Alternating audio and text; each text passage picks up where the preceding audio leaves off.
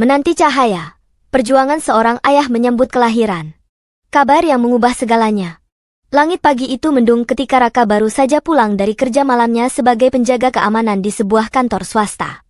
Matanya sayu, tubuh letih, tapi hatinya gelisah. Beberapa hari terakhir, istrinya, Sari, sering mengeluh mual dan pusing.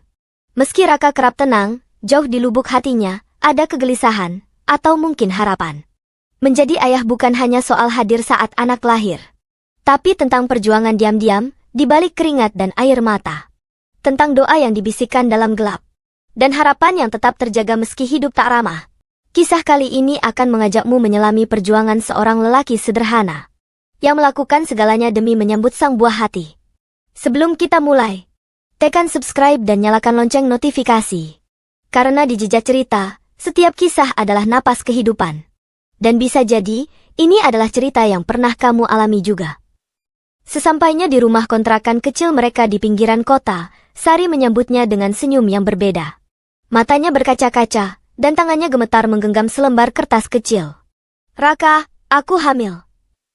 Dunia Raka seakan berhenti sejenak. Rasa lelah hilang. Tubuhnya membeku. Lalu air matanya mengalir tanpa sadar. Ia memeluk istrinya erat, seolah sedang memeluk masa depan yang kini mulai terbentuk. Menghitung waktu dan menghitung uang. Kabar kehamilan itu adalah kebahagiaan, tapi juga awal dari perjuangan. Raka sadar, menjadi ayah bukan soal menyambut kelahiran, tapi tentang bagaimana ia mempersiapkan semuanya, mulai dari nutrisi istri, cek ke dokter, tabungan persalinan, hingga kebutuhan bayi masa depan. Gaji Raka sebagai satpam hanya cukup untuk kebutuhan harian. Uang simpanan? Hampir tidak ada. Tapi dia tidak menyerah. Pagi jadi malam. Malam jadi pagi. Waktu istirahatnya hanya 2-3 jam. Namun saat melihat perut istrinya mulai membuncit dan senyum kecil muncul dari wajah Sari setiap kali janin menendang, rasa lelah Raka hilang seketika. Satu ujian datang. 3 bulan usia kandungan Sari, dan Raka semakin giat bekerja. Tapi bukan hanya kelelahan yang datang menghampiri, melainkan kenyataan pahit. Suatu pagi, di tempat kerja, Raka diterima atasannya. Maaf, Raka. Kami harus mengurangi karyawan. Mulai minggu depan, kamu sudah tidak dijadwalkan lagi. Raka hanya mengangguk. Ia tahu, protes pun tidak akan mengubah keputusan. Tapi hatinya remuk. Ia tidak bisa langsung bilang ke Sari. Sepulangnya, ia tetap berpura-pura sibuk, lalu malam harinya, mencari pekerjaan lain lewat ponsel jadulnya. Beberapa hari kemudian, ia diterima bekerja sebagai buruh bongkar muat di pasar induk. Gajinya harian, dan jauh lebih berat dari pekerjaan sebagai satpam. Tapi demi anak dan istrinya, Raka sanggup. Ia berangkat pukul 2 pagi, pulang siang hari, dan tidur beberapa jam sebelum mengambil kerja antar makanan dengan sepeda orang tuanya di sore hingga malam. Menyembunyikan lelah, menumbuhkan harapan. Sari sering meminta istirahat. Tapi Raka hanya menjawab, aku masih kuat, Eri. Yang penting kamu dan anak kita sehat.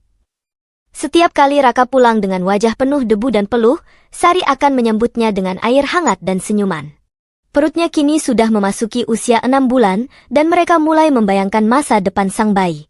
Nama sudah mereka diskusikan, pakaian bayi pun mereka beli satu persatu dari pasar loak. Suatu malam, ketika listrik padam dan lilin menyala di tengah ruangan, Raka memegang perut istrinya dan berkata pelan.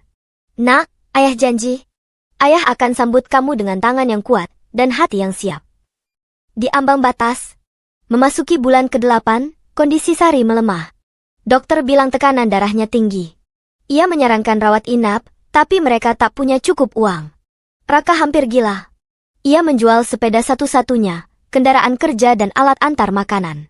Lalu berjalan kaki sejauh 5 km setiap hari hanya untuk tetap bisa mengantarkan pesanan dan mendapatkan uang tambahan. Raka juga meminta bantuan kepada teman lamanya. Beberapa memberi pinjaman kecil. Sebagian menghindar. Tapi Raka tak menyimpan dendam. Ia tahu, setiap orang punya beban sendiri. Beberapa malam, ia hanya makan nasi dan garam. Semua yang ia miliki disisihkan untuk susu dan vitamin Sari. Kadang-kadang Raka menangis diam-diam di kamar mandi, berusaha tidak terdengar. Tapi di depan Sari, dia selalu tersenyum. Detik-detik menegangkan. Hari itu, langit mendung dan udara terasa berat. Sari yang tengah mencuci piring tiba-tiba menjerit pelan. Air ketubannya pecah. Raka panik. Ia segera memanggil tetangga untuk membantu, lalu berlari ke jalan raya mencari ojek. Tak ada kendaraan yang lewat. Dengan napas memburu, ia digendong Sari naik becak yang sedang lewat. Ia menggenggam tangan istrinya sepanjang jalan menuju puskesmas. Sari kesakitan, pucat. Raka, kalau aku kenapa-kenapa, jaga anak kita baik-baik ya. Jangan bicara begitu, Eri. Kamu kuat. Kita kuat. Kita sudah sampai sejauh ini. Sampai di puskesmas, petugas langsung membawa Sari ke ruang pengiriman. Raka menunggu di luar, mondar-mandir, menggigit kuku, berdoa dalam hati. Hujan turun. Petir menyambar. Tapi, teriakan pertama. 4 jam kemudian, suara tangis bayi terdengar.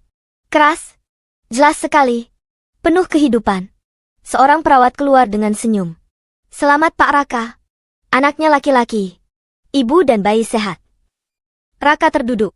Lalu menangis. Tangis yang ia tahan selama 9 bulan akhirnya pecah. Ia sujud di lantai puskesmas, tak peduli orang-orang melihatnya.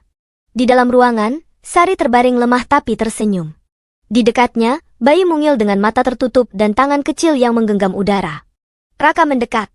Menatap wajah anaknya. Kamu, cahaya. Cahaya baru? Hari-hari setelah itu tak jadi lebih mudah. Tapi berbeda. Raka masih bekerja keras, tapi kini ia ditemani suara tangis bayi, tawa kecil istrinya, dan harapan yang tumbuh lebih kuat dari sebelumnya. Mereka memberi nama anak itu Raihan, yang berarti keberkahan. Setiap malam, Raka menatap sambil berbisik. Nak, ayah mungkin tak sempurna.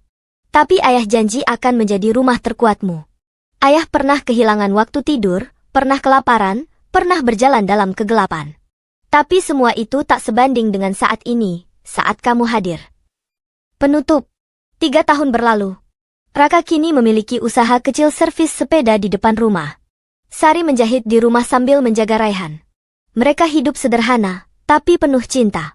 Dan setiap kali ada orang bertanya bagaimana ia bisa bertahan dulu saat semua terasa berat, Raka hanya tersenyum dan menjawab.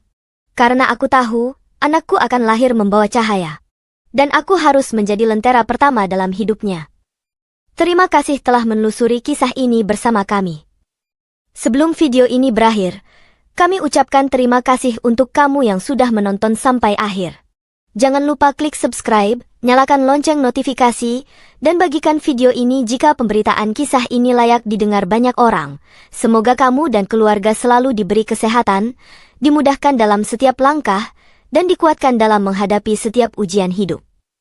Sampai jumpa di cerita berikutnya. Di Jejak Cerita, karena setiap langkah menyimpan kisah.